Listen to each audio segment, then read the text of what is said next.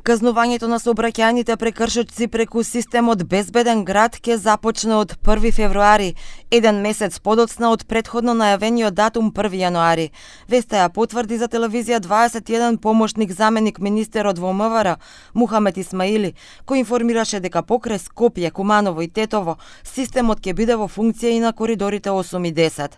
Според надлежните институции, ова пролонгирање доаѓа поради потребата од дополнителни технички проверки и усогласување на правните процедури.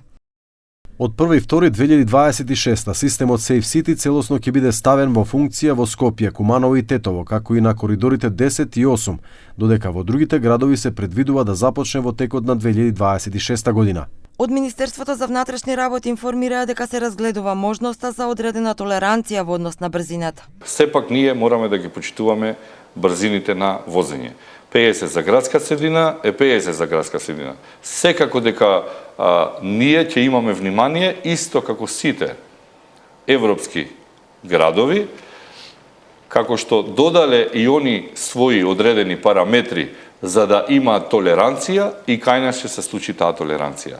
Системот Безбеден град ќе функционира со фиксни камери кои ќе регистрираат сообраќајни прекршоци како пречекорување на брзината, минување на црвено светло, нерегистрирани возила, а ќе биде дополнет и со специјализирани полициски возила кои ќе детектираат неправилно паркирање и други прекршоци.